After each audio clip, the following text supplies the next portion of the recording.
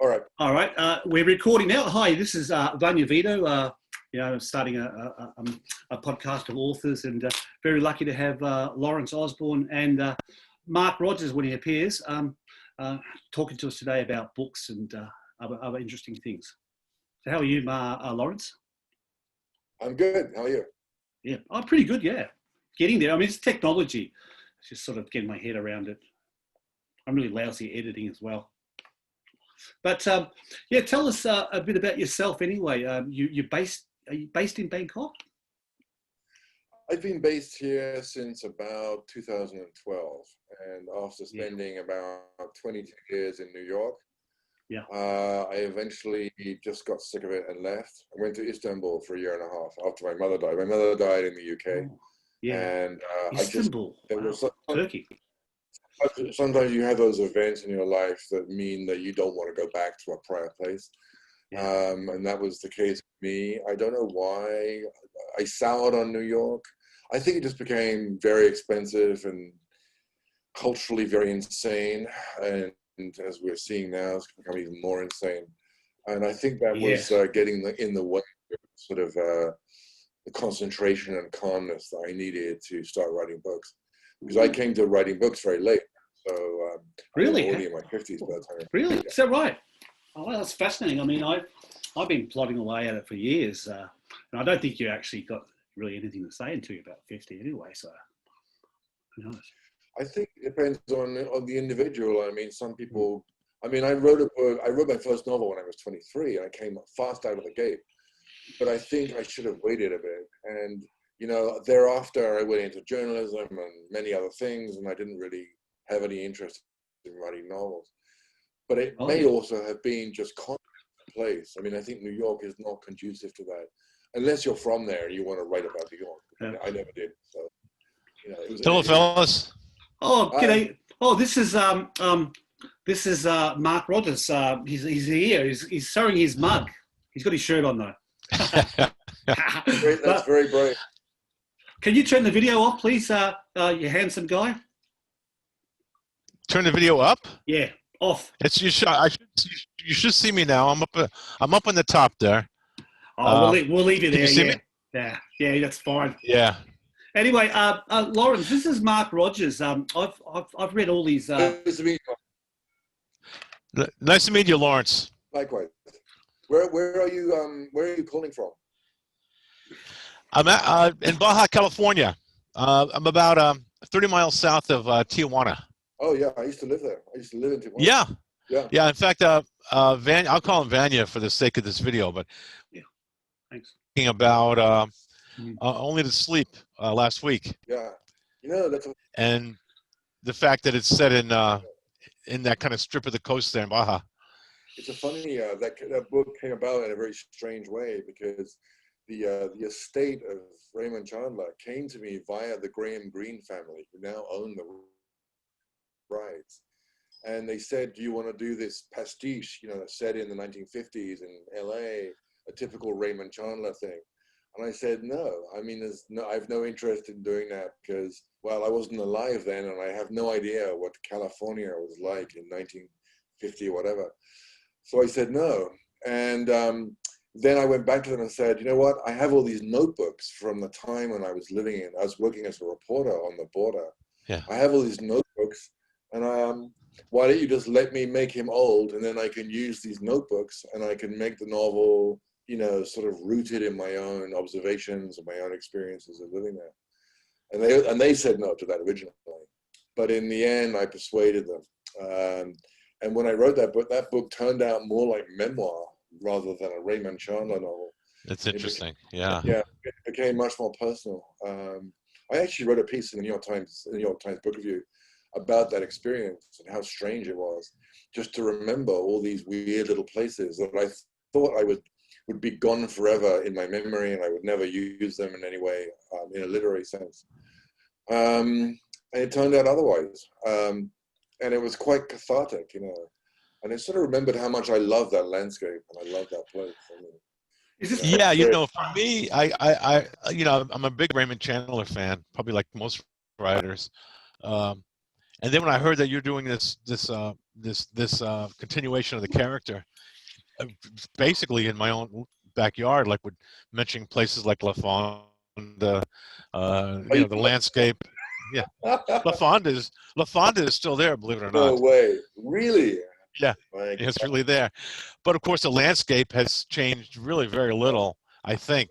I've been traveling in Mexico since the 90s myself.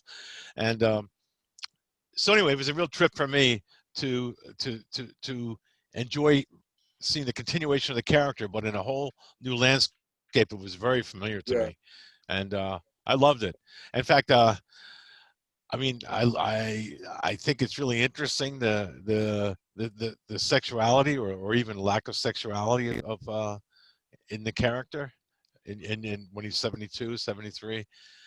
And it was, to me, it was a very dreamlike book. It's I was trying to think of how I would describe it. And it's a little bit like when you take a nap in the afternoon and you wake up and you sleep just a little too long. And you know the feeling. Maybe you know the feeling, and you get up, and for like maybe for a minute or two, you're kind of in between that sleep world and the fact that the world is still continuing. It's the afternoon where you are now, and that had that kind of a vibe to me. I really enjoyed the That's book. exactly what I was aiming at. I think. Really? Okay. For a number of well, for a number of reasons. I think some of the other guys who did those continuation novels, I mean, it's always a bit weird doing that kind of thing. But I think the mistake they often make is to sort of make it to, they think, I'm a literary guy, so I'm going to do something hard-boiled.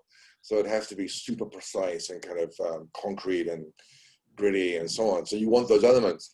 But they don't, but you know, Chandler's books themselves are very dreamlike. The plots are very strange. There's a kind of weird, oniric quality to them. They're not actually necessarily very realistic, and they were not intended to be. They were intended to be, I mean, he was using the genre, he was using the hard-boiled genre to do something very un-hard-boiled. How interesting you say that. Kind of late. How interesting you say that, Lawrence. What's that, Tanya? I do that with my travel writing. It's disguised as travel writing, but it's so much more different. It's usually sort of social commentary. But that's my plug. Sorry to interrupt. Continue, please. Oh, that's all right. I mean, I think that was a sort of interesting. I think that was disconcerting to the editors first for this book, because they were like, they said exactly that. But you know, sometimes you just have to insist, and you have to go, no, trust me, this is actually this is the way to do this. Also, there's the quality of memory when you're writing about something that you're remembering yourself. That's by its very nature a bit dreamlike, because your recollection of your own life is equally strange. Tell me, Lawrence. Obviously not. Yes. Sorry, Lawrence. Were you in Baja California, and when? I moved to California in 1990. And what happened was this: I was at home in London, and I got this very strange phone call from a guy called Jim Holman, who was the editor of a small newspaper in San Diego called the San Diego Reader. And this guy called me up. He was on holiday in Paris, and with his family. And he was this sort of Catholic millionaire who owned this paper, which is the fourth highest paying paper in the country at that time, believe it or not. I mean, they paid like the New Yorker. Anyway, the guy calls me up and he said, I just read your book about Paris, and I think I want to add you to my roster of writers. And I was completely dumbfounded. And he said, well, you know, I'll just put you on the next plane to California, and I'll give you an apartment and a car and a computer, and you can stop worrying about money. That's beautiful. So I thought, I pinched myself, you know, because I was actually in deep penury, as I have always been until recently. So, you know, I thought, fuck, you know, I have a chance to get out of this financial. As most writers are. Always in. Yeah, but extreme in that case, because I was just during the recession in London, and it was a terrible time anyway. So they put me on a plane, and I left, and I went to San Diego, which to me was like another planet at that time. And I arrived in San Diego, and arrived in this sort of like Hansel and Gretel apartment in Coronado, where they had like a company apartment right on Coronado, huh? That's cool. Right next to the Hotel Del, actually. Yeah. I knew the Hotel Del from Frank Baum and the Wizard of Oz and all. Yeah. Where he wrote the Wizard of Oz. So I was like in this apartment, that's Spanish colonial apartment. Yeah. And anyway, it all turned out very weirdly. The next day I went to the office and he said, "Hi, Mr. English guy. I'm Jim Holman. I'm going to give you $4,000 if you can go to the Sichuan Indian Reservation in Lemon Grove and write a piece about gambling at a bingo night. And I'll send my assistant with you." The assistant appeared, and she was like something out of a Chandler book. It was this statuesque blonde, 26-year-old. I've got to read Chandler. I've got to read Chandler. The whole thing was absurd. We drove to this casino, and I won the crazy bow tie on the fourth play, and it was transmitted direct from Oklahoma. And so the winner had to stand on the table and be applauded by all the Vietnamese immigrants who were kind of in there losing. Wow. I made Aren't they everywhere? 10 grand. Aren't they everywhere? Yeah. I took the 10 grand, and Mary and I went to an Argentinian nightclub and whiled the night away. And I thought, you won 10 grand in California. Wow. Yeah, I thought, I like this place, and I'm going to stay. But it went downhill from there, of course. It went downhill. Yeah, well, did it go what down? decade, Lawrence, what decade was this? Was this the 90s or was it earlier? 1991.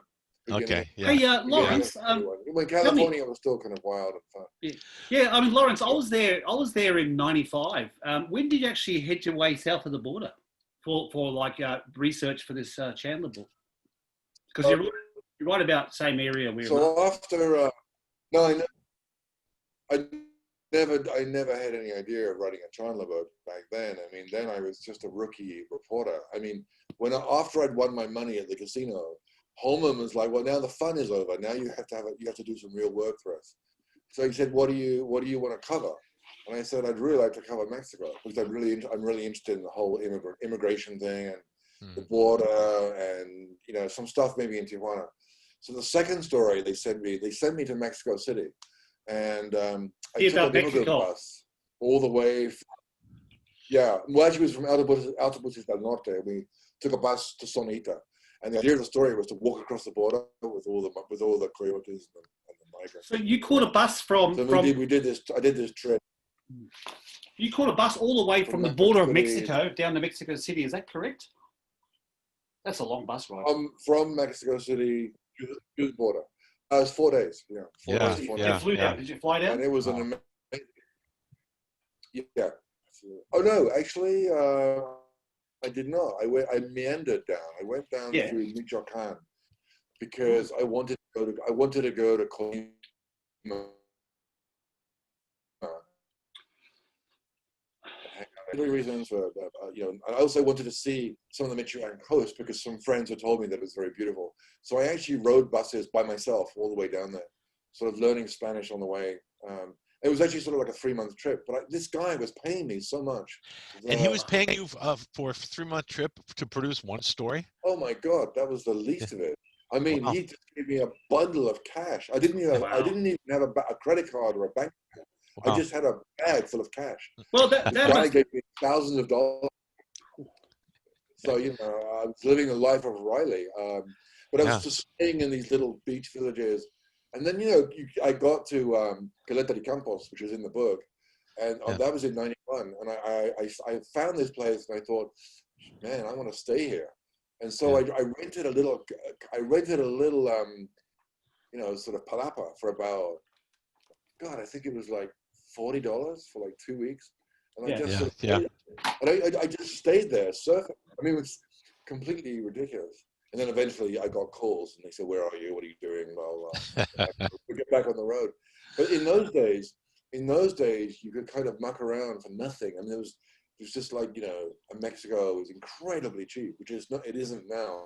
But then it was a place you could, with dollars. Was cheap. You could basically just, very cheap. You know what? It's still cheap compared to the United States. Obviously not like in the heavy duty resort areas, but you get off the where the Mexicans are living life and stuff. It's still pretty cheap. Yeah. you Yeah. know? And this, Yeah. but anyway, so this was a whole adventure for me, because to me it was thrilling. Yeah. Not in wintertime London, but you know, in Mexico on the road. Yeah. And it was a fantastic. Anyway, so I took the bus, went through from the coast. I went to Mexico City. On the buses, hung out in Mexico City doing my D.H. Lawrence worship thing, and Yeah. my Carlos Fuentes. And then I took this bus back to the border, this 4-day trip, which was amazing to see the way. Even then, the whole illegal immigration thing was working. It had a system in place, and you know, all you had to do basically was just be inside it for a few weeks. You could see how it worked. I mean, we walked across the border of Sonita with no impediment whatsoever. I mean, we just walked across it, open desert, no problem at all. And it was like Highway 8 that went past it with all the gas stations, people working on the gas stations, walking back over the border at night to go back to Mexico. There was no control, no border, nothing at all. It was wide open. Well, Mark's got a few stories on borders. So I crossed that border on Mark? Yeah, I'm sure. Yeah. Sorry, well, let me hear. I want to hear what Lawrence is. Yeah, no, sorry, But Lawrence. are you a native Californian? No, I'm on the I live in Mexico now. Are you from? Are you originally from? Oh no. I would say I grew up in New Jersey, New York area, okay, yeah. and for lived there for quite a long time. And me too.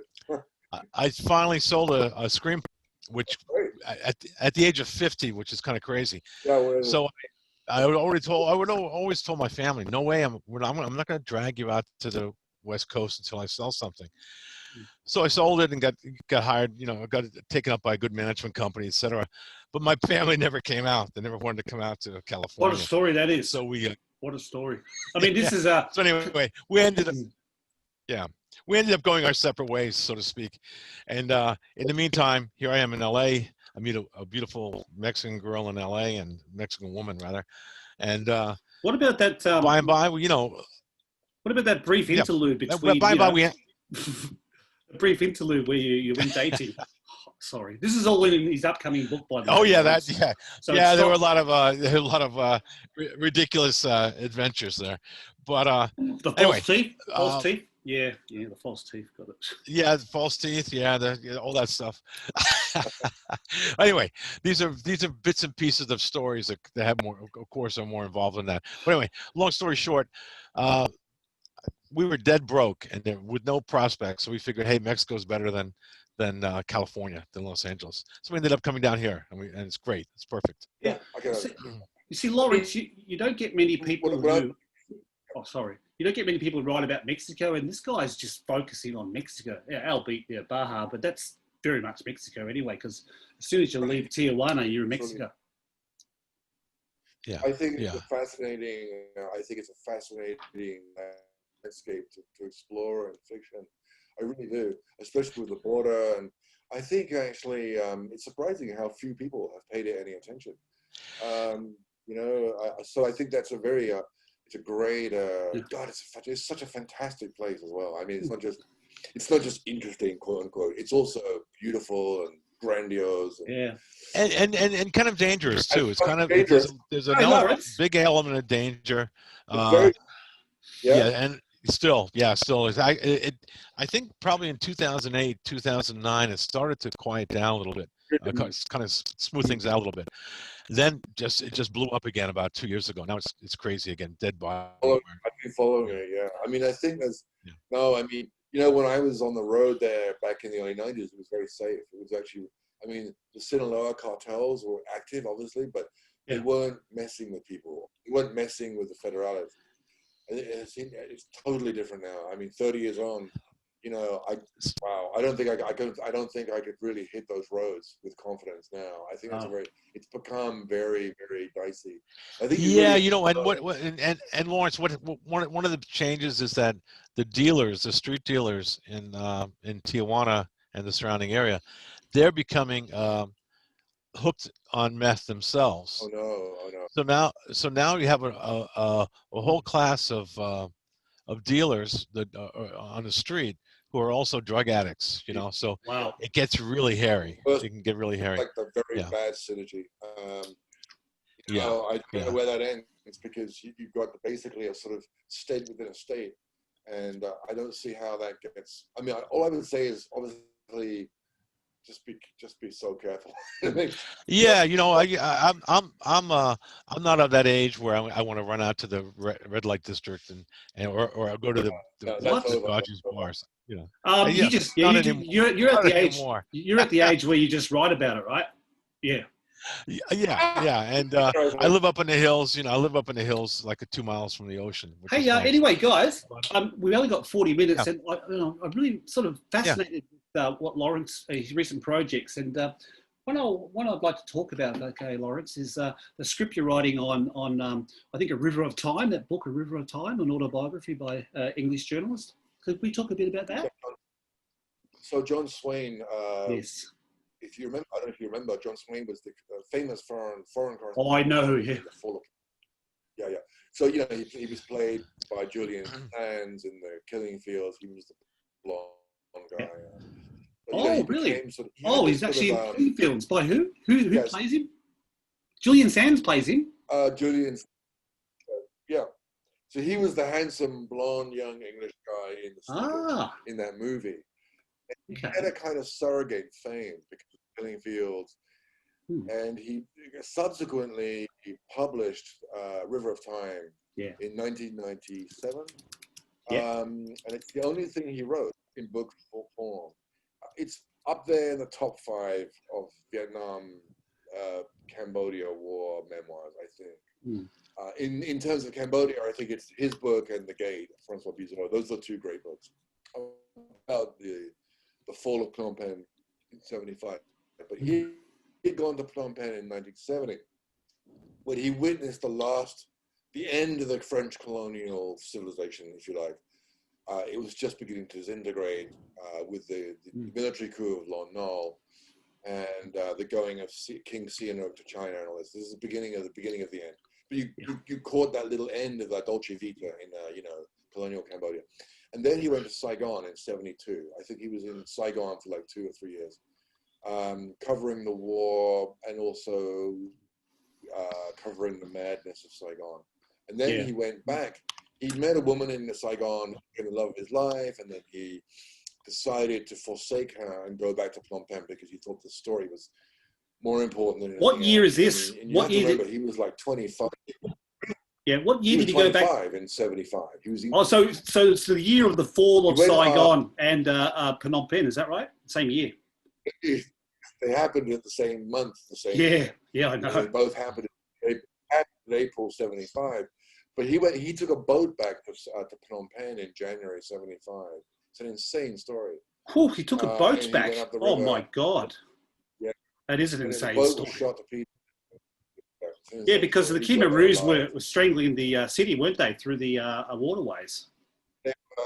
They had surrounded the city at that point, so they had a blockade, and they went into.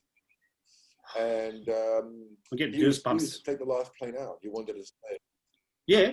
So he got holed up in the French. Yeah. Oh no, sorry, I'm just getting goosebumps because this is my territory and what I'm very interested in, and it's great that we're talking about it. It's an amazing story, and here's a funny sub story to this. I just bought the book, by the way. I just bought the book on Amazon. I've read it, but I bought it. I read this book years ago, and I loved it. I thought it was such a melancholy and completely different from the Michael Herz and these sort of American books, which are very much kind of embedded in the American military and have that kind of machismo of being in the field and all that. And here you had this upper class English schoolboy, 21 years old, who'd just been in the Foreign Legion and had run away from home. And it was a completely different story, a completely different sensibility, very much attuned to the kind of French Indo-Chinese world in a way that I think the American correspondents never were. They didn't really get it. But Swain had that attachment to that world, and he went straight into the opium dens, and he went into the kind of the whole sort of. Did he meet Neil Davis? Anyway, Did he meet Neil Davis? Who features in that book One Crowded Hour by Tim Bowden? I think he used to partake in the opium dens. They were friends. They used to go. Was there any mention of him? The one. Yeah, I think so. In the book, we've talked about Neil. I've talked about Neil Davis with him. So oh, really? Wow. I think in the book or separately. What do you talk about? Yeah. So in fact, he's a character in my script. Yeah. But anyway, I had wanted to meet John Swain for years, but I had no idea how to do that because he's quite a strange character. Mm-hmm. And he works for the Sunday Times. He works for a British newspaper, but he's been largely forgotten in the UK. When you say he's a strange character, Lawrence, how do you mean? How is he strange? I think he was very traumatized by the whole thing. I don't think he really recovered from that. Mm-hmm. He became he never really found his niche in the UK literary scene. He's a little bit outside of it, He's sort of and I think his book was reissued in France last year and had a huge success. So I mean, it's been a mixed story for him. He was a correspondent, wasn't he? He was correspondent. He was in Indonesia as well, wasn't he? In Africa, he got kidnapped in Africa, didn't he? Got kidnapped in Ethiopia. He was actually all over the place. But I think Indochina was what really got to him, Mm. So anyway, I was at dinner one night with a food critic I know in London. His name is Bruce Palling. He's an older guy, in his 70s, and he's like one of London's top food critics. And I take him out when I'm there because he always brings amazing wines, and we have these fun dinners. Mm. Anyway, one night last year we were having dinner at Portland, which is this restaurant in London, and he said to me, "Do you know this guy John Swain?" And I thought, "Whoa, hang on." And he said, "Yeah, he's an old friend of mine. And, if you're coming back here in January, we're going to have dinner at my house and you can come if you want." So in January, when I was in London in January to do my movie in Morocco, so I was passing through London. So I went over to Bruce's house for dinner, and half an hour late, John Swain shows up. He's a delightful guy. So we had a uproarious dinner, and we got totally shit-faced and had a great time. Yeah. And after I'd met him, I didn't have any reason to meet him. I just wanted to meet the guy and hear his stories and whatnot. Yeah. So I came back to Southeast Asia. The movie in Morocco was interrupted because of COVID in the middle of March. So we were all shipped out of Morocco. And I came to Bangkok, and it was like deep COVID gloom. Everything was shut down. And I was like, oh, fuck, this is like a disaster. What are we going to do? And I just thought, what if I had just asked John if he'll give me the option rights to his book? And I assumed that they'd sold it to Hollywood or whatnot, Yeah. So I called him up, and he said, no one has ever approached me about making a film in his book. And I simply couldn't believe it. And I just jumped in it, and I bought it from him. I got the rights for 18 months. And thereafter, he and I have been working very closely because we have to sort of get a lot of his background and a lot of life at that time. It's incredibly complicated because there's so many people were there in Phnom Penh, so many different personalities in the correspondent world. And, there was so many kind of little bits to put together in that mosaic to make a portrait of that world. Yeah. So I decided to do it from 1970 to 1975, from the arrival in Phnom Penh to the fall of Phnom Penh, with an interlude in Saigon in the middle. Well, and it proved to be a lot more. Well, it all works well with what you've written. You've written about Cambodia, a very beautiful novel too, and it's something that you probably feel very dear about too, right? It is, and it's, although it's what's funny is that now Hunters in the Dark is also being filmed. It's being filmed next April in Phnom Penh. What is your book? A totally separate project. Sorry, what's being filmed? Your book? What's it called? For the readers, listeners? That's the one I read. Yeah, I read that, and has that got the guy Fiends who was in The English Patient? Is he starring in that movie? No, that's the Forgiven, which just wrapped yesterday. It's finished. We're done. So yeah, well, congratulations, man. Yeah, I mean, it's hard to keep up with you, Lawrence. You're so prolific, and it's like, oh well, and I just thought, out of the blue, I'm going to see if I can do an interview with you, because it'd be fascinating to actually see what sort of projects you're working on, and it's good to see someone based in the Far East actually making it. Lawrence, when you collaborated with Swain in writing the screenplay, Was it ever difficult in terms of like, say, compressing events or combining characters Yeah, and things of that nature? very, very Uh, difficult. Yeah. Very yeah, difficult because it's not really a linear narrative. Yeah. I mean, yeah, when I really reread the book and really took it apart, it's very Fellinian. It's very dreamlike. It's like it's the whole thing is like a drug trip. Oh I mean, wow. and you can imagine these Goosebumps again. guys who were like in Goosebumps. their early 20s. Yeah, and they were like stoned half the time. I Hey, mean, seriously, yeah, I mean, I'm sort of I'm interested it in was very, the way you dealt with that, wrote about it. I mean, obviously, Christopher Koch in Highway to Wars, he actually captured those opium dens really well. And like the dish, the couscous dish with marijuana, and just sort of things that go on in your mind after a hard day out in the field. that's so great, isn't it? I mean, I think I'm going to borrow that.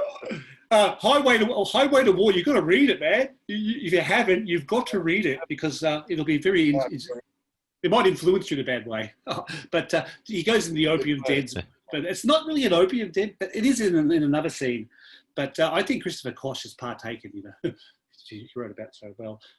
I think they all were.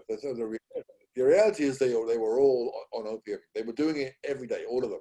Wow. So you have this combination of high testosterone, adrenaline, and opium all converged. Ooh, wow. And they were just doing insane things. I mean, they were doing insane things. I mean, they were swaying. He was driving into the countryside by himself in his little sports car. Just asking for really? it. Asking oh, for wow. Yeah, well, he writes beautifully in his autobiography. It's a beautiful read, and he covers a great writer. Yeah. What about the Indonesian section? I mean, what did he write about there? I think he wrote about the East Timor, right? I mean, I think he went to East Timor. Yeah. I don't know. I'm not really going to go into Indonesia with him. Yeah, sure, fair enough. Completely out. Now, there's too much. I'm not going to do too much. Yeah. So is this going to be optioned to a film once you finish the script? Well, it is. I have the option. So I have. I mean, it's basically I'm doing. Yeah, we have a company called Indochina Productions who are putting up the money. So, but I think we own it. So basically, once the script is not shit, when it's actually good, I think it'll take another 6 months of just integrating John's own memories, things from outside the book that I can add to the script. Get the script to this kind of satisfactory state. Yeah, well, take it out. Thanks so. I was going to say thanks so much for that. We've got not much time. I want to talk about your Bangkok book here that Mark's read. Sorry to be so cutting you off here, but I want to cover all bases. Yeah, I mean Wayne Swan, keep posted. Sorry, whatever his name is, John Swan. I could go on all day about that. Tell us about your Bangkok book, Mark. You've read his Bangkok book, right? Yeah. Bangkok is one of my favorite cities, and I've been there a half dozen times. But I love your book, And I don't know if you read. What's the book called? The book is Bangkok Days. Okay. Well, Burmese Days, Bangkok Days, lovely. There's a Bangkok there. Days, yeah. Yes. Yeah. Yeah. Definitely, that's a definite reference. Wonderful. Yeah, I've got a little bit of literary bent, by the way, Lawrence. I just don't show it very much. Do I, Mark? Oh yeah. Who was laughing? Was that you, Lawrence, or was that Mark laughing? That was Lawrence. Lawrence has got I wouldn't lie. Lawrence has a wicked sense of humor, I can tell. Huh? Of course, yeah.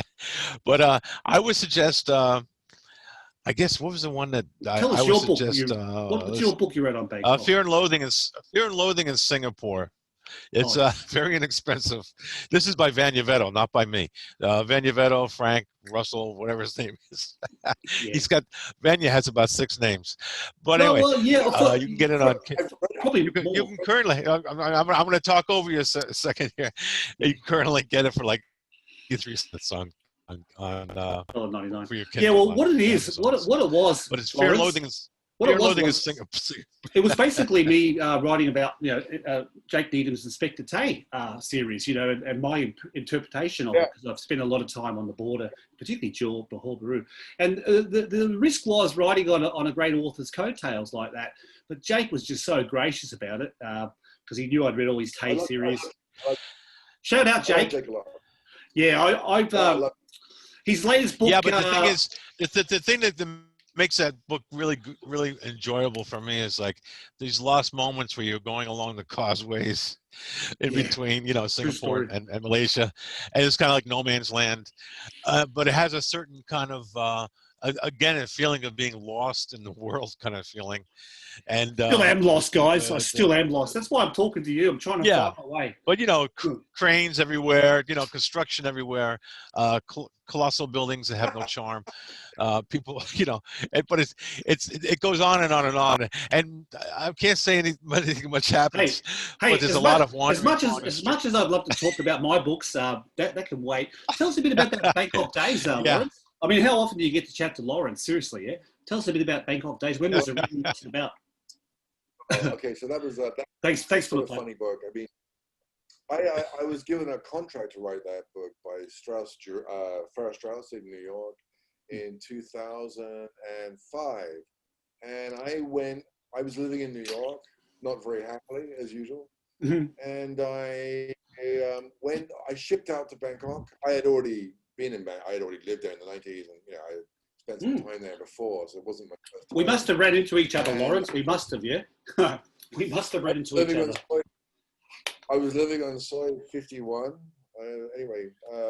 In a house belonging to my friend Chris Wise, who they went to go live in France for a year, and they gave me a house, and I lived in this little house with this hyso mad person who had who had parties every weekend, and it was quite a scene, I must say. Quite different from the city. Wasn't the 90s amazing? Wasn't the 90s amazing? What's that? Bangkok. Yeah, well, much better than now. I mean, I think Bangkok, even in 2009, even 2005, was a very different city from what it is now. Yeah. It was much more sort of wild and cheap and whatnot. Yeah. But I actually it was the first time I'd actually been in a house by myself in Bangkok, and it was a sort of, I didn't know the culture very well at all, and I think but I decided to not make the book some kind of study of Thai culture that people would criticize for being inaccurate. I said at the beginning, look, I'm just rolling with my ignorance. Rolling with my naivety. I'm just rolling with my inexperience, on the premise that sometimes your first impressions are more interesting than your second impression. Lawrence, can I paraphrase what you just said? You were relying upon your sharp analytical skills, correct? Well, I wouldn't say that because there are a lot of things that are kind of naive in the book about Thai culture, but I don't think that matters, because are you trying to like and sort of get a bit of forgiveness here on your ignorance? But I mean, what do they say? Ignorance is bliss, and that's the premises it is actually of the way I go into my books. Yeah, but you go for the gut feeling of what you're feeling, and then you work it out from there. After all, what is known? I mean, really, I wanted to do a kind of with Neil and I set on the equator, because that sort of Bohemia was. I just bought your book, by the way. Earlier, which one? I've just bought Bangkok Days, man. I mean, thank you for the plug. I'm excited about that. Well, I'm told that your stuff's a bit similar to mine. That's what Mark said. I was like, what? How can you say that? So I'm going to check it out. I wouldn't say the style is anywhere similar, but sometimes just for that book, yeah. The milieu, the kind of like I kind of find it as a certain kind of I guess you would call it a crowd that's dependent on on media in Bangkok and looking for an edge or whatever, an angle, and that's where you and Vanya kind of you intersect, in those characters. And there was a crazy time, crazy place. Those people were completely mad. Yeah. I think that crowd is largely dissipated now. I think Bangkok became too expensive. I write about them in Valium Days, actually. Valium Days, and I think that's what he's referring to, and there were characters. Yeah, what about your exactly. recent book? What about your recent book that you've done on this woman who gets drunk on Lau Cow? Now Yeah. that's just volatile shit. That is Lawrence. Who hasn't been fucked up on Lau Cow? Tell us a bit about that book. Well, that's different. That just came out a month ago, but that's not an actual novel. I'll get that a very next. different mood. The Glass Kingdom, yeah. What's it called? The Glass Kingdom, yeah. So it's a very different mood and a very different vibe and a very different. I mean, Bangkok Days was intended to be comedy. Oh, it was supposed to be. I mean, I wanted to write something that would make me laugh. Yeah, And well, Lawrence, that's you funny said you say that. You started with Forrest. You started the contract with Forrest Osterville. Yes. Did you stay with them, or it looks like you moved on to Random House? Yeah, Forrest Strauss. I had a kind of weird falling out with my editor there. It's a guy called Lawrence Stein, who later became the editor of the Paris Review, and he's actually a great guy, actually, a great editor. He really did amazing work. God, you need a good editor, don't you? And then he got clobbered. And he got clobbered by me too. He lost his job later on. But anyway, I think it was a strange time for me because I was switching from nonfiction to fiction at around that time, 2009, 2010. The book came out. Oh, yeah. And they were like, "No, you can't do fiction. You can't do fiction. It's not your thing." Blah blah blah. That's when you're about 50 years of age, right? That's when you're about 50. More. Is that correct? Yeah. Huh? You are 52.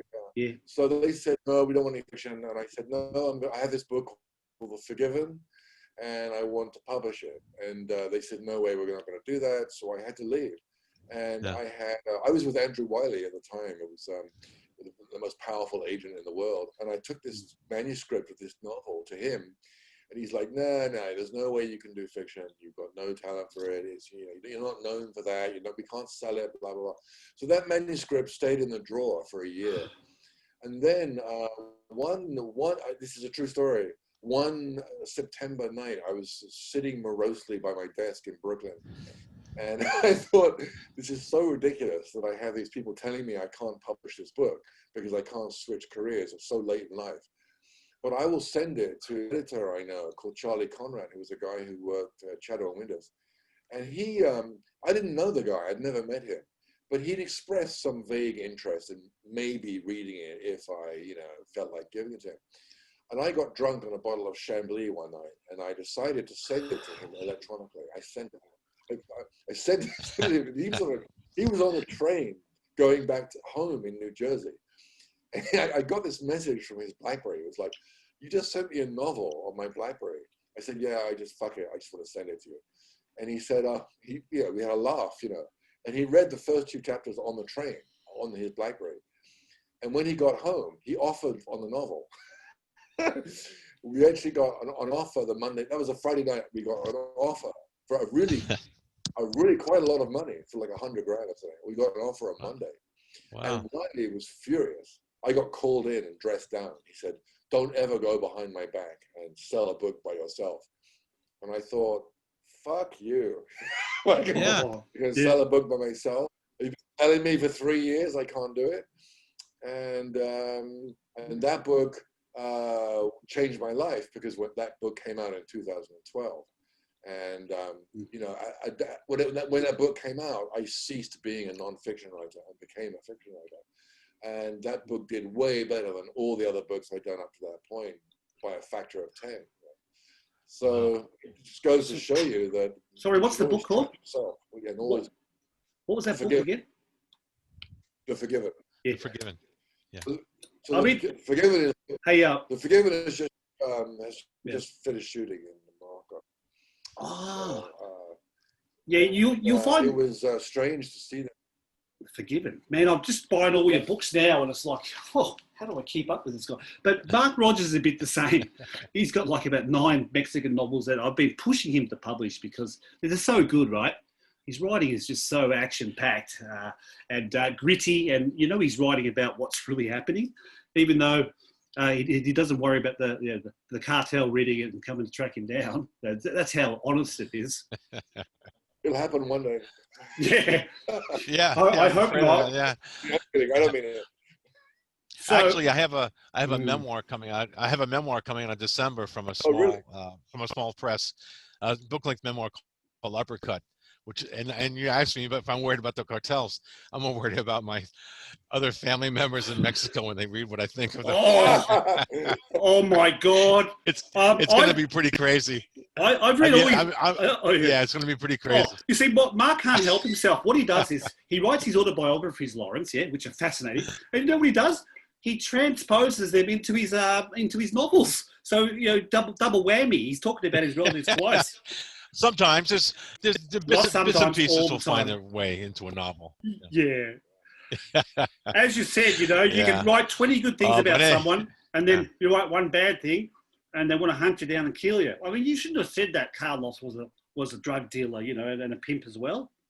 Shouldn't have said that. Yeah, it's going to be interesting. Okay, and in some ways I can't wait. It's going to be interesting. Anyway, man, it's cool. It's cool. Yeah. So I hope you get to check out some of his books, Lawrence. You're going to love them. Yeah. I'm ordering them right now. I'm just sort of buying all your books while we're talking, just to keep track of things. And I've got about 3 of your books now, Lawrence. So that's great to catch up on. Good for you. Lawrence, let me ask you before. I don't know how much time we have left, but will you be doing another channel, Philip Marlowe type novel, or they actually asked me? Yeah. And I said no. Right. I think the second one, it would have to be. Look, there's a very complicated thing because these are all being bought by the company that works with Liam Neeson, and Liam Neeson apparently wants to be in 3, a trilogy. And I don't really know how I feel about this company. I don't know whether this is going to work out. But I only own 50% of the option. The other is owned 50% is owned by the estate. So if I had done another one, it would have made it very complicated for the films, because also you can't go back and say find those old notebooks and those old experiences and kind of mold them into a Chandler or not Chandler, a Marlowe story. Yeah, I imagine. I think that had to be a one-off. Yeah. And also, you become known as the guy who rewrites Raymond Chandler. I mean, that's ridiculous. I really did not want, because that's not really me at all. Yeah. In saying that, Lawrence. Thing, Plus, in saying that, Lawrence, I read a lot of stuff on you, and they call you the Graham Greene. The closest thing to Graham Greene. How do you respond to that? Oh, right. I think that's just good. It's getting a little bit tedious. I mean, that's been going on for like 7 years now. I mean, and I don't really know why, because I've never suggested this thing. Yeah, the Guardian. But also, I've become very friendly with the Greene family. Yeah, they've kind of adopted me. So I go to in Italy, and they've been very nice. I have a collection of Graham Greene suits and pajamas they gave to me. That's cool. And the weird thing is they fit like a glove. It's just, it gets creepier and creepier. Well, the funny thing is, the photograph of you on the photograph of you on your Wikipedia page looks a little like Graham Greene to me. It's entirely unintentional. And Lawrence? I don't know. Yeah. Sorry, Lawrence, I didn't even go to your Wikipedia page. I was just too busy editing my double spaces, and I thought, oh, fuck this, I'll wing it. Yeah, well, this whole Graham Greene thing has become a bit of a stone around my neck in a way, because it just comes up over and over. Now, tell us a bit about that. I've seen that. I've seen that too, and I think after a while, it would have to be. There's a reason for it, though. What's that book Graham Greene wrote on Vietnam? End of the affair? No. Quite American. Quite American, yeah. The what? The Right American? Yeah. There you go. That's quiet. That's the connection there. Yeah, that's the connection. It is. But all the same, I mean, I've written books set in Greece and Italy, and it doesn't really seem. Maybe the foreign locale thing, because nobody else does right now among British writers. Well, they do though. I mean, but not quite in the same way. I don't really get it. I don't really know. I think journalists are just lazy, and they're just using Google. That's all. Yeah. Well, it's a nice compliment. I mean, stylistically, I don't find you really resembling Graham Greene prose style at all. prose masters would be Paul Bowles or Patricia Highsmith or Daphne du Maurier or lots of people actually who were never mentioned. Paul Bowles, is this the guy that? Bit, is he the guy that was in Mauritius? So not Mauritius, Morocco. The guy, same guy. Yes. Part of the whole group of the cut-up method. Those people. Yeah. Well, that's Burroughs, but I mean, he never really ascribed to that method at all.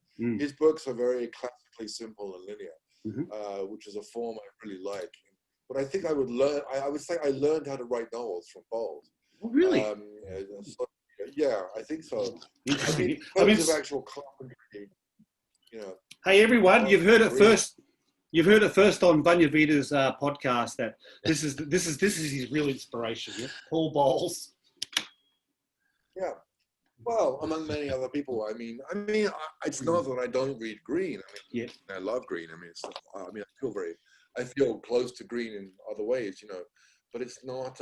I'm not trying to be the second Graham Greene, Yeah. Because then you get reviewers do really silly things like, well, let's compare this guy to Graham Greene. You already are the second, but you already are the second Raymond Chandler, so why not wear a few more hats? Yeah? Well, wear a few more hats. That's never mentioned except in regard to one book, So this is how journalists work, It's very frustrating. But I don't write the pieces; they do. So yeah, you have to let it go. Well, I thought I'd talk about it because it's an interesting point and let you defend yourself. But great compliments, all nevertheless. So there you go. But yeah, I think it's sort of lazy journalism. Lazy journalism, like Paul Bowles. What did they ask you? Well, I could be the second James Clavell. I mean, I don't know. I suppose it could be worse. But I mean, yeah, right. So I'm not complaining. It is what it is. I think it'll fade. I think it'll die down after a bit. As other books come out, the movies come out. I think when the movie of The Forgiven comes out, it's coming out next April. I think people will see that that's not a Graham Greenish story or place or anything. It's completely different, and not Bowles either. I mean, it's my own thing. I really enjoyed your Cambodia book, because I've been to those same streets you write about, and I mean, what's interesting is there's always going to be a backpacker. There's always going to be someone who's involved in selling drugs and whatever, and I think you sort of captured that pretty well. And then you've got the sinister Khmer Rouge. It's always in the background, right? One way or another. I'll be interested to see how that movie turns out. We have a pretty good cast. We got Christopher Doyle, who worked with Wong Kar-wai on the cinematography. He's doing the camera. Who's kind of a madman, mad Australian. Oh wow! But I think there's a few of us. I think he'll be. He promised not to get drunk, so I think he'll be cool. He's a genius. Hey, Lawrence, you're fired. Yes. You're fired. You got to say to him, you're fired. I'm longing to hear those words. Yeah, you got to tell him that you're fired because he's not drinking enough. Then I'll be the person who's fired. I would never be able to live that down, really. No, what I'm saying is drink or you're fired. Drink or you're fired. Yeah. I wanted him because of the end sequence of In the Mood for Love, Wong Kar-wai's film, where he shot it in Angkor Wat, and he obviously has a kind of feeling for that landscape. He knows Cambodia, he knows Southeast Asia, he knows how to shoot it, and I think he'll produce something really beautiful and quirky and individual. If you need a T-boy, I'll volunteer. I'll make tea. See, we do. Yeah. You don't get paid. Yeah, well, that's what I say. I'll play the jest. I get to what? Sorry. You get to make tea for everybody, which could be interesting. I don't know. Oh yeah. We have a fly on the wall. It'll be T-boy with his camera. Spying, taking photos, selling the paparazzi. I've been there and done that. Don't worry. Yeah. You're hired. Yeah. Well, I'll tell you what, this has been fascinating. It looks like Zoom's going to give us a few more minutes. So how about we just keep on talking until they cut this off, and we'll say, "Oh, wow," But Mark's written some really great scripts. There's a book he wrote on Africa. He co-wrote it with another guy. Tell us a bit about that one, Mark, quickly. This is a fascinating book. I'd rather talk about probably Zulu Wave. Notice how I can't remember the titles, Lawrence. That was Zulu. Well, Zulu Wave was. No, not that one. No, the book you co-wrote with that other author. Oh yeah, based on the Death Dealer. That's it. That was. I don't know if Lawrence has ever tried to write fiction with another person. It's a very strange experience. I couldn't do that. No. Yeah, very strange experience. That's why I'm kind of avoiding talking about it, even though I love the guy, but Great book, though. You end up with basically, I don't know, the literary equivalent of the two people who are in the horse at the masquerade. One guy's in the ass and one guy's in the front. It's anyways, it's not the best experience for. Well, come on. What about the opening of this book, Lawrence? They're flying to Africa on this adventure, right? Guess what? They've chartered a 747. It's based on a real character. There's Brazilian and Cambodian and Colombian hookers doing lap dances and distorting. That's why you like the book. It had a scene with some hookers and okay. Well, you got it in there. Thank you. Yeah, but it's actually based on an actual character who. Most famous is he went over to Afghanistan to hunt Osama bin Laden, but he was a very colorful, guy who worked with the CIA. But he also would take out well-heeled people in Wall Street out on safaris to kill people. Those people who wanted the experience of killing people. So it's basically we took that idea. My writing partner had met this guy before, and he told him all about guns and shit. But anyway, we took that idea and we kind of played around with it, and it's where they're going into Zimbabwe to kill poachers, people who poach wild animals. Of course, everything turns upside down. But I'm glad you like that book, but that's probably one of my least favorite. Hey, Mark, while we're here, I'm gonna keep this. I'm gonna get this in. Tell us about your book, Skydog. I mean, I'm sure Lawrence would like to hear this since it's based on Sook a bit. Well, this is based in Bangkok. It starts off in LA, doesn't it? It starts off in LA, and it's like he's being shot. Yes, it starts off in LA, and it started with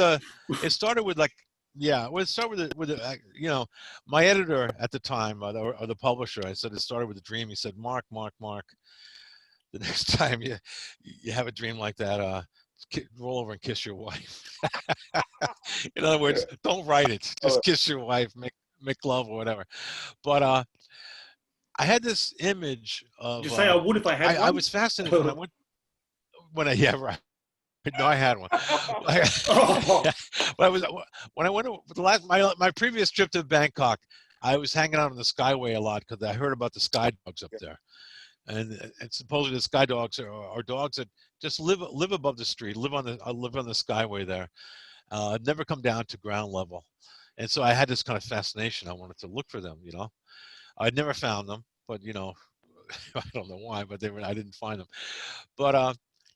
One night I had a kind of a dream. Not supposed to say that. You're not supposed to say that. A character called Sky Dog. Yeah, I had a dream about Sky. So you made it up, did you? Sky Dog was going to be this. I made that up. Yeah, I'm glad you think it's real. It's pretty far-fetched. Yeah, it was. Yeah, no. But long story short, I'm gonna. Yeah. Anyway, I had this vigilante type character who was half black, half Vietnamese. Half and he lives on the Skyway, but he comes down to the streets to perform these like Robin Hood acts here, et cetera, et cetera. He's a kind of a mythical, character. So this poor film director in LA hears about this, and that's going to be the project that's going to get him back into the plus column again. And then again, one thing leads to another, and you get a book. But I'm glad you like those. That I'm very, very fond of. And my publisher at the time published another book. Did that character? But they what? Did that character eventually visit a massage parlor while he was there, or you didn't get into that? Did he eventually what? did he go to a massage parlor? sorry. You see, you got to remember Lawrence in one of his last books that he wrote.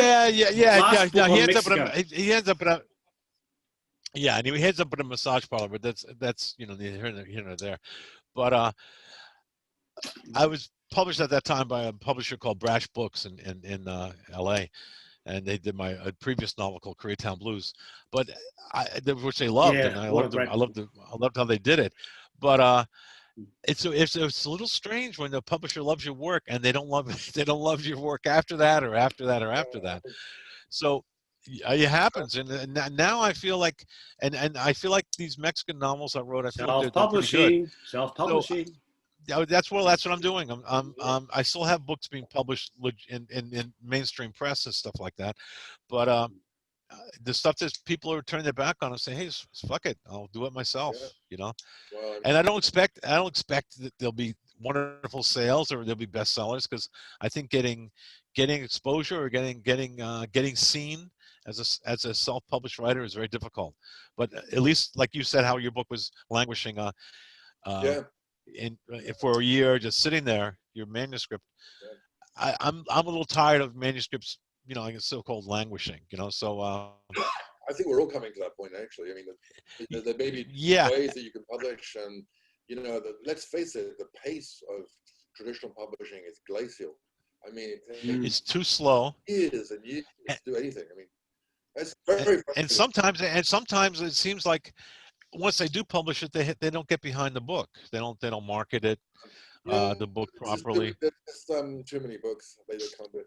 I think self-publishing. The only problem with self-publishing is getting someone to edit the manuscript so that it's cleaned up. Yeah. I mean, I can't edit my own stuff. No way. I have to get really. Oh, I'd have to hire. Very difficult. You need a fresh. Well, I've done it. It is difficult, but I also had a 20-year background in trade publishing, travel writing. Trade magazine, which kind of helps a little bit. It was a weekly magazine, so you had to write quickly, you had to write accurately, and you know, et cetera. So like that kind of hopefully that helps me with my editing, you know. But anyway, the whole world's changing quickly in publishing, so we'll see what happens, you know. Oh, interesting. I'm sorry, Lawrence. Yes. Movable feasting. Man, in Bangkok Days, is that a reference to our good man Hemingway, The Movable Feast?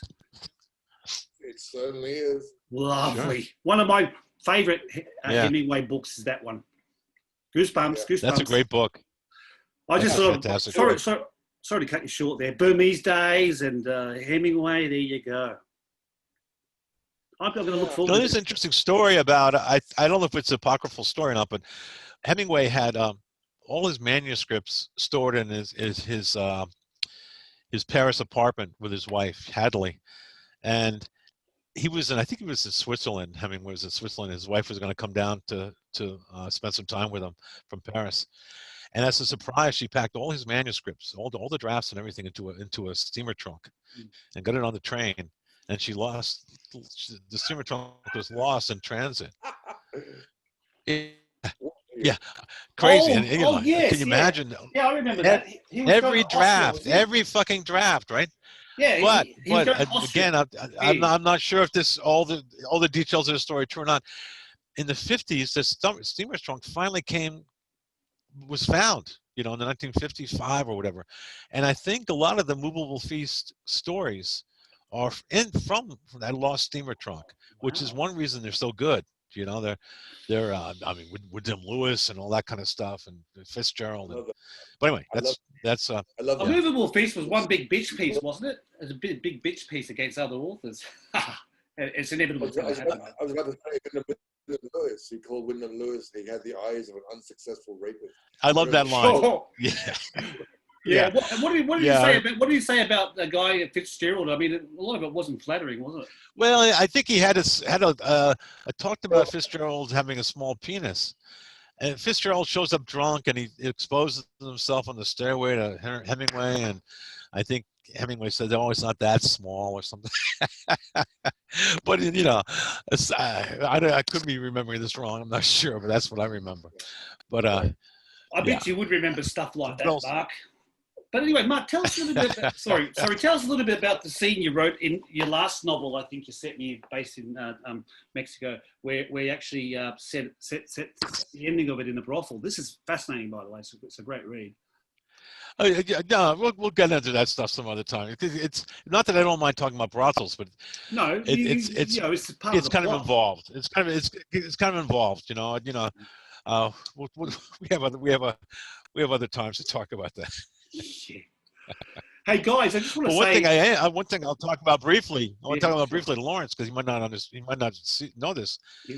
Is that in the last 4 or 5 years after the Olympics in Brazil, a huge number of Haitians came to Tijuana Really? to get into the United States. To emigrate to the United States, but they were stopped at the border. They weren't granted entry into the U.S. So now Tijuana has the largest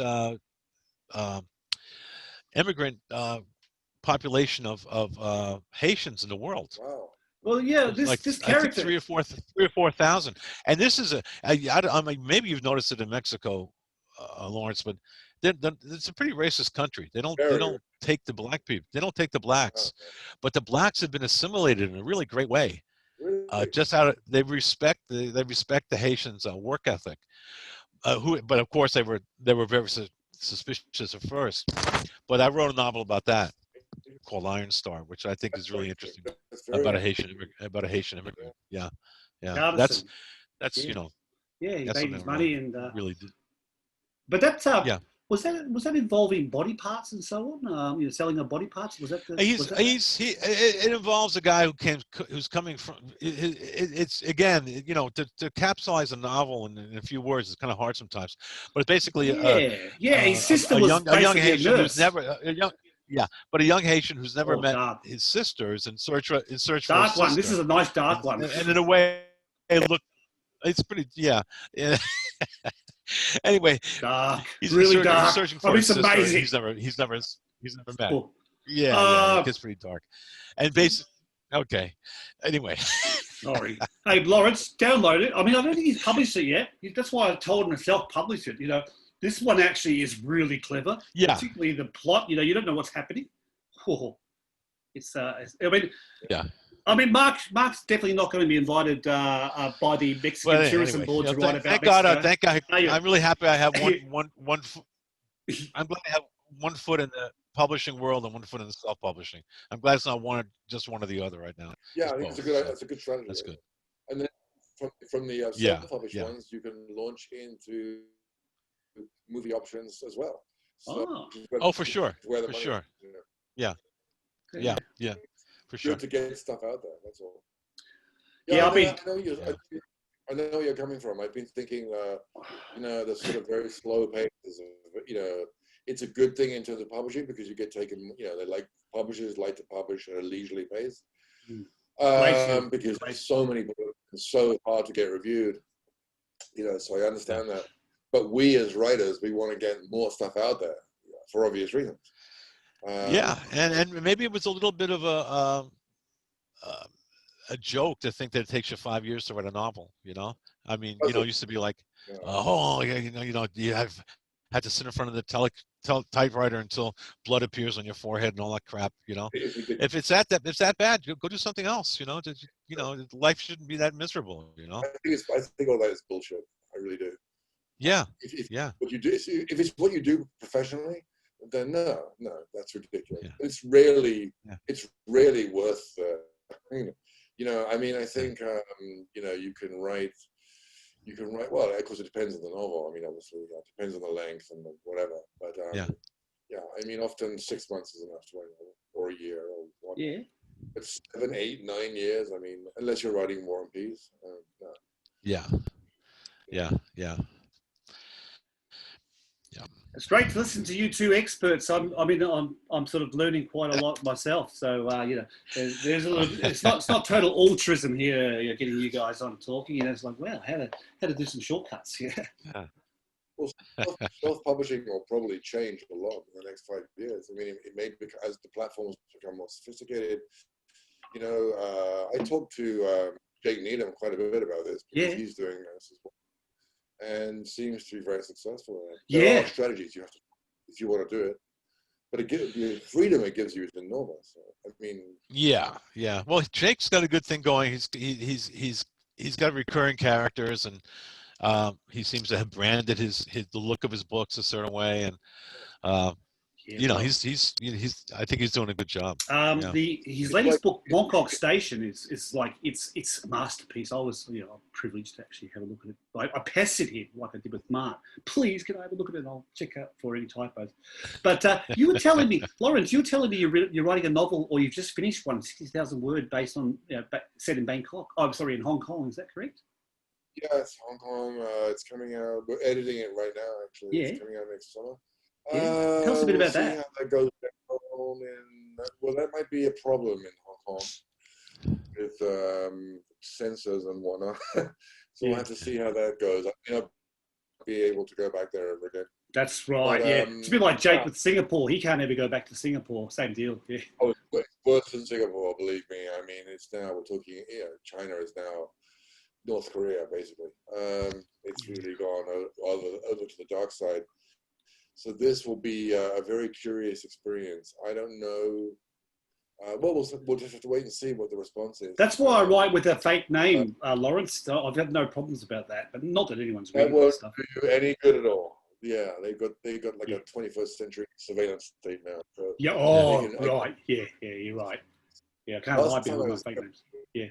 Last time I was there, actually, there was a whole line of guys screening people as we went through immigration. It was creepy, really creepy. Let me tell you about China. Sorry, what was that in Hong Kong? I'll tell you what. The surveillance wasn't that great, man. I lived in China. I was a teacher for 2 months. I got through the Great Wall of China pretty easy, and I also taught on a fake degree, and I got a 2-year visa. So maybe they've improved themselves a little bit better since then. What year was that? Oh, we're talking about 2008, 7. Forget about it. About it. But I had to do a runner. I was caught out, so basically I had to leave. So this is now the China of Xi Jinping. It's a totally different animal. Yeah, really. Yeah. Even the last 3 years, totally changed. Yeah. I mean, there's absolute state control of everything. Yeah, I saw about traveling and what you need to do. I mean, we had to report when we left the provinces, and I didn't when I flew out. Obviously, I just risked it, right? And I got through. But you can't do that now. You couldn't do it now. No. So those were the good old days. People are saying, this is why they've done so well in controlling COVID. You think, no, it's a totalitarian police state. You can stop people from going 100 yards. You know where everybody is at every moment. You can do whatever you want to anybody you want at any moment, any time, any place. It's completely absurd. You want that's so. When COVID ends, you still have all of that. You still have the machine in place, and you have to live with it for the rest of your life. You even have it more in place, more securely in place, right? Yeah, I mean, it's really sad what's happened. Sad what happened because I can't come and see you in Bangkok even if I wanted to, right? You can't come and see me or Mark. It's like we can't do it now. Well, anybody can come see me. That's true. Arriba. Yeah, Arriba. It's very easy to come over here. All right, guys. I'm going to say a big thank you. We've gone way over the 40-minute mark, and it's been fascinating to talk to you both. I hope I wasn't too in your face. I mean, I behaved myself this time, didn't I, Mark? You're learning. I think, you have a certain impulsivity, but that's part of your charm. Well, I'll tell you what. I just wanted to cover all bases. You did much better. You did much better, my friend. Good, mate. No, I was proud of that interview with you, man. Really proud. One of the best ones I've ever done. It still stands. All right, guys. What I'll do is I'll post it as is. Is that okay? Any objections? No. Yeah. Yeah, and thank you so much for giving me your time and your insights. I've really appreciated it. And hopefully in the future we can invite you back to the show and have another yarn. Absolutely. Okay, and Lawrence, I really enjoyed meeting you over this medium.